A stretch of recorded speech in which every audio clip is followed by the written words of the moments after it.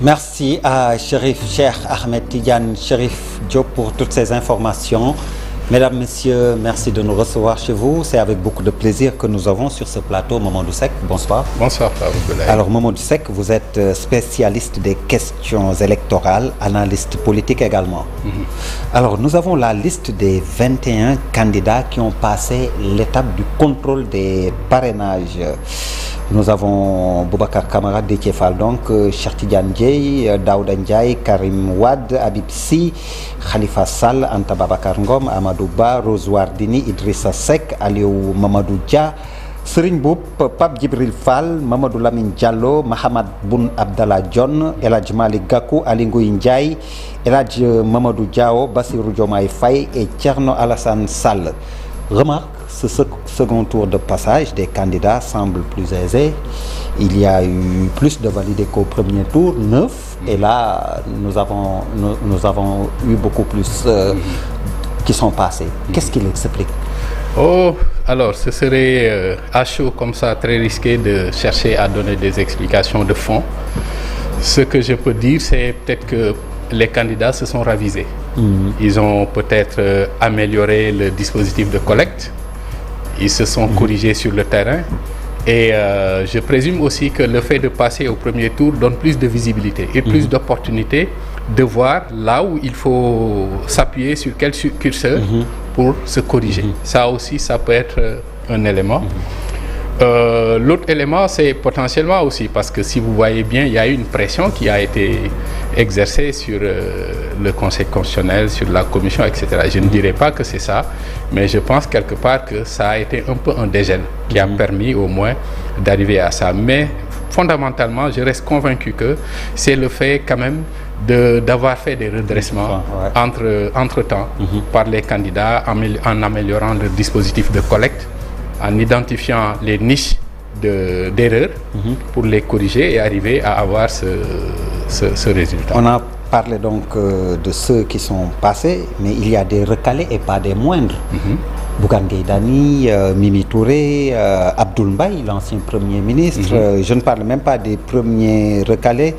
Abdourahmane Diouf, mais El Hadj Diouf. Là également, quelle explication? Bon, c'est des surprises, mais on peut comprendre que c'est la réalité du terrain qui a parlé. L'autre élément, c'est il faut comprendre également que c'est des présomptions de légitimité. On ne peut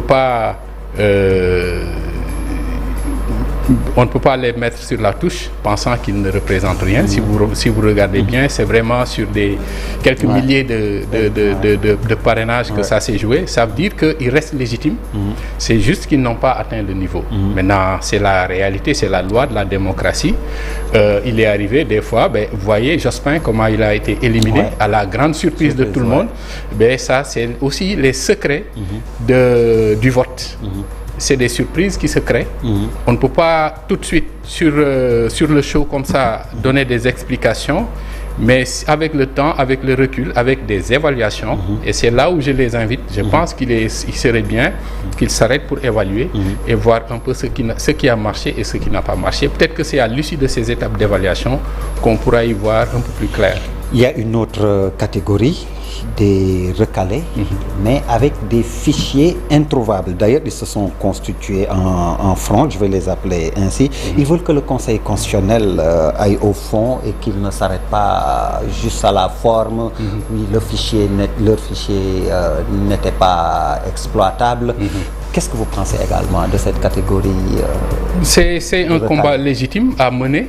Il est bien qu'il puisse chercher à se faire entendre, même si je pense que malheureusement à cette étape-là, avec vraiment les choses s'enchaînent, je pense que ça risque d'être compliqué.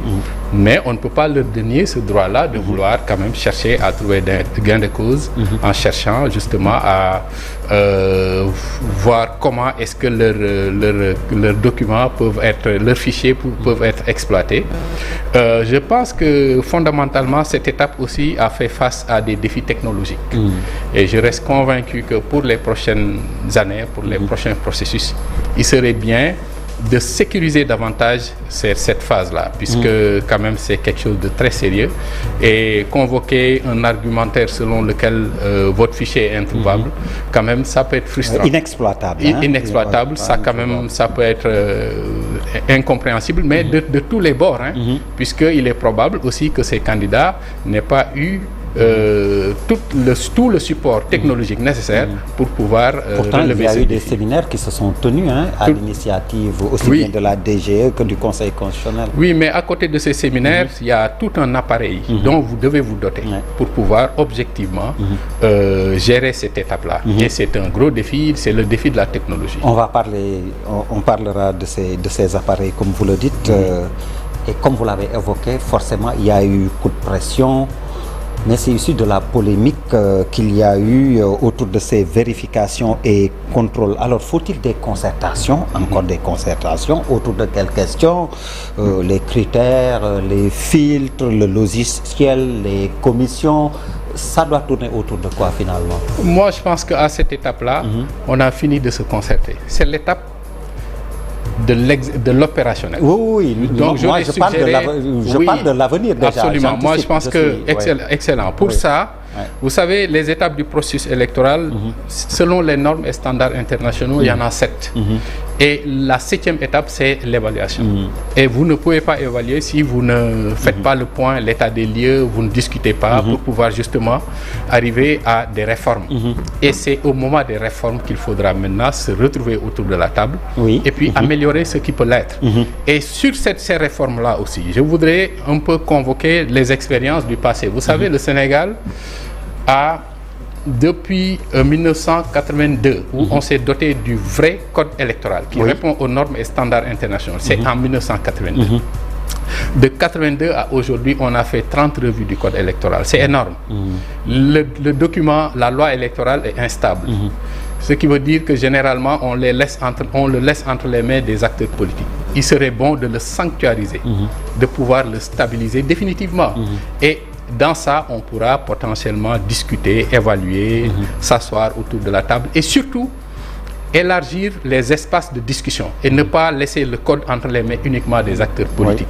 Sinon, on risque toujours chaque année ou chaque année et demie de le revoir et ça déroute tous les praticiens et même nous qui sommes sur les questions électorales. On ne comprend pas que l'on puisse dépasser cette question électoraliste qui, à chaque élection, est convoquée par les politiciens. C'est parce que c'est entre les mains des compétiteurs politiques. Exactement. Alors qu'il faut des fois aussi le soustraire de leurs mains. En tout cas, on peut les laisser comme partie prenante, mais en ajoutant d'autres.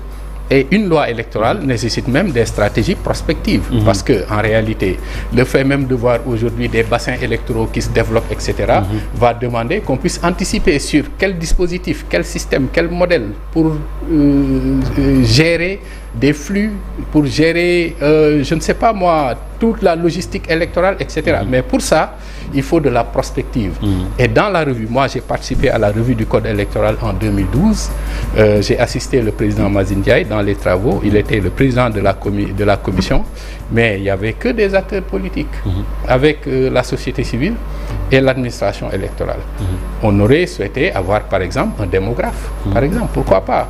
Un acteur culturel, pourquoi pas? Parce qu'en réalité, dans la prospective qui est à la croisée de toutes les disciplines, c'est d'appréhender tous les futurs possibles. Et il est important que ce code-là aussi, dans l'analyse, on puisse l'intégrer dans l'appréhension des futurs possibles. Et ça ne se fait pas. Alors, Mamadou Seck, parmi les enseignements à tirer après cette première étape, faut-il le rappeler, on a toujours des candidats à la candidature. Tout à fait. On est à 21, alors qu'il y a eu, tout au début, 268, c'est de mémoire, 266 candidats à la candidature. Là également, quel enseignement en tirer? Non, c'était le risible, c'était vraiment cocasse. Et je pense que, je l'ai dit d'ailleurs à travers les ondes de la RFM, j'ai l'impression que certains ont chahuté cette étape-là en allant retirer des fiches. Et aujourd'hui, ils n'ont pas rendu compte. Il est essentiel, et justement, pour rejoindre votre question de départ, il est essentiel qu'on évalue et qu'on les écoute et qu'on entende les 266, surtout ceux qui ne sont pas venus déposer. quelle a été leur motivation. Peut-être qu'ils étaient mus par une réelle volonté de compétir. Et que chemin faisant, ils ont rencontré des difficultés. Il est essentiel qu'on puisse les entendre pour qu'ils puissent dire quelles ont été ces difficultés. Et dans la revue du code, on pourrait l'intégrer. On pourrait intégrer ces difficultés pour les lever. Mais pour d'autres, moi je reste convaincu que certains se sont levés pour tout simplement contribuer à un bachibouzouk, comme on dit, impossible. Et on est arrivé à ça. Heureusement, finalement, qu'on a ce parrainage-là.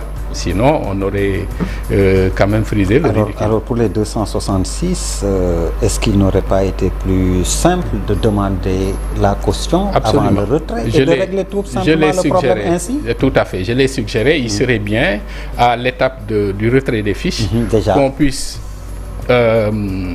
cautionner, mais également que vous puissiez en même temps aussi peut-être justifier d'une activité ou d'un vécu, ou en tout cas il faut des présomptions de légitimité, il faut donner des gages avant de retirer les fiches. Sinon c'est quand même une étape qui a suscité beaucoup de curiosité. Alors, on a beaucoup parlé du Conseil constitutionnel, son rôle dans tout cela?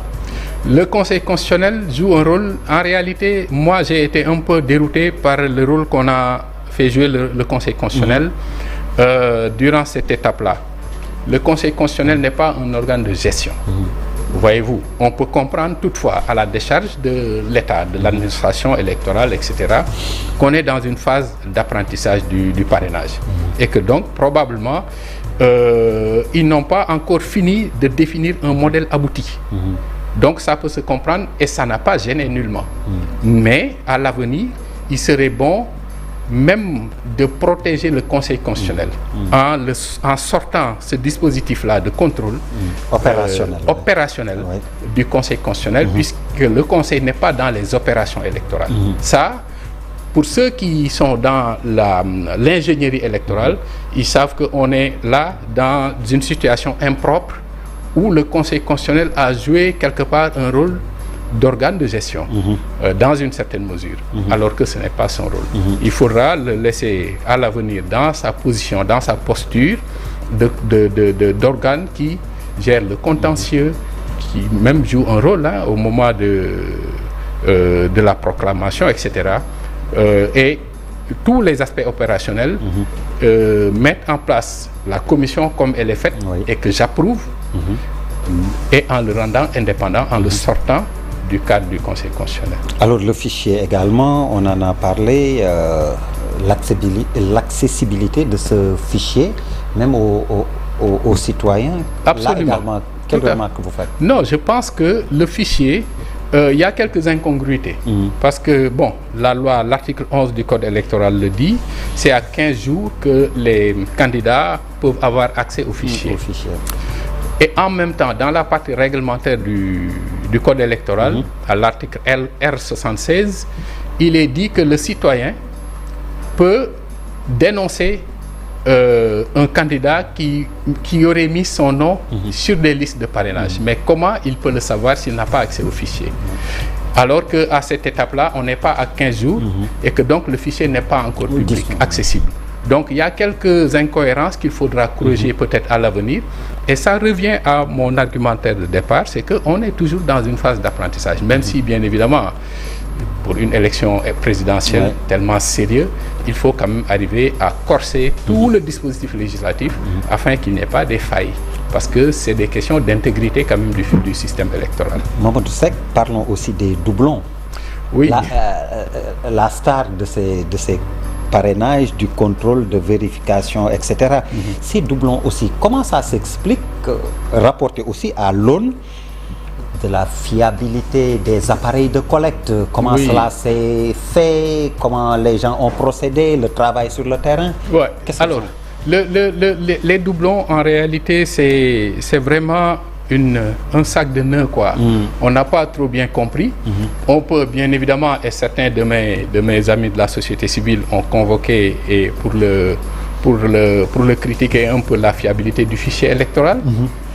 On peut bien évidemment le mettre comme déterminant dans la réflexion. Je ne dirais pas que c'est ça, mais on peut le mettre parmi les déterminants de la réflexion. Maintenant, à côté, il y a le citoyen. On peut le convoquer par rapport à sa... Est-ce qu'il a joué le jeu du parrainage? Est-ce que le citoyen a été en porte-à-faux avec la loi L91 qui punit tous ces types de pratiques, d'1 an de prison, de 10 000 à 100 000 francs d'amende? Est-ce que le citoyen est conscient qu'il a été en porte-à-faux avec la loi en signant pour 2 candidats? C'est une question à poser. Maintenant, l'autre question, c'est la fiabilité des équipes.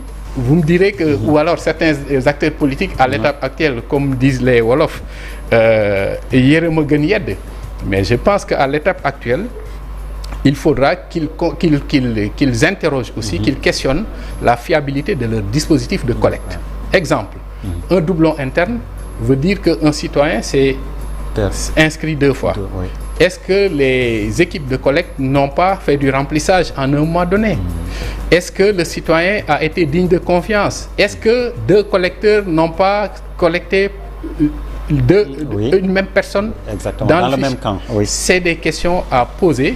Bon, c'est pas l'étape de l'évaluation pour les candidats malheureux que vraiment nous compatissons, mais je pense qu'il faudra aussi, pour ces questions de doublons-là, tant interne qu'externe, voir de plusieurs côtés, du côté du fichier, et pour la prochaine fois quand même essayer à corriger, à le digitaliser, c'est possible. On le protège et on le digitalise. Ça permet d'éviter ces difficultés-là, et en même temps aussi en questionnant les dispositifs de collecte. Est-ce qu'ils ont été fiables? Est-ce qu'ils ont été intègres? Est-ce que c'est l'appareil du candidat qui a été collecté? Ou est-ce que, bon, puisqu'on le dit, c'était des instants de traite aussi. Il y en a qui ont profité de ça pour... C'est toute une problématique, et tout ça, je pense qu'à l'étape de l'évaluation, il faudra s'arrêter et les poser sur la table. Il y a quelqu'un qui les a appelés en cette période les entrepreneurs du parrainage. Tout à fait. Donc, pour conclure, une question. Le parrainage, un mal nécessaire? Ah oui, je pense que rien que les 266 candidats-là ont montré que le parrainage était important, même si, en réalité, il y a aussi des fois des phénomènes auto-entretenus. C'est peut-être le fait d'être sûr que retirer un fichier ne coûte rien, qu'il y a eu cette surenchère-là aussi, ce rush-là. Donc, il faudra à ce niveau-là corriger, mais je pense que dans tous les cas, vu un peu la complexité actuellement du jeu politique sénégalais, le rapport du Sénégalais à l'activité politique, c'est aussi quelque chose qu'il faut questionner, peut-être plus tard. Ça demande de la sociologie politique, etc. Donc, tous ces facteurs-là renseignent sur le fait que le parrainage, finalement, était nécessaire. Et heureusement qu'on a eu ce parrainage. Maintenant, il faut corriger. Il y a quelques incohérences, il y a quelques limites qu'il faudra corriger. Mais il n'y a pas de système électoral parfait au monde. Ça, je le dis partout où je vais. Aucun système électoral n'est parfait. Aux États-Unis, on a parlé des Russes qui ont hacké. À tort d'ailleurs, puisque j'ai été aux États-Unis, juste après, j'ai fait le tour de 10 États, de 10 systèmes électoraux. Et les Russes ne pouvaient pas entrer dans leur système. Mais en fait, c'était de la rumeur. Et puis, il y avait l'histoire aussi des cabinets noirs, le Cambridge Analytica, qui avait influencé. Ça, c'était des influences, mais ce n'était pas du hacking. Et donc, ça veut dire que aucun système n'est électoral à 100%, aucun système électoral n'est parfait. Maintenant, il faudra corriger, s'améliorer pour arriver à avoir un système au moins qui tient la route. Merci beaucoup, Mamadou Seck. Je vous en prie. Spécialiste des questions électorales, analyste politique. Merci à vous également, mesdames, messieurs, de nous avoir reçus chez vous. Excellente suite de programmes sur la TFM, la télévision Futur Média. Merci, bonsoir.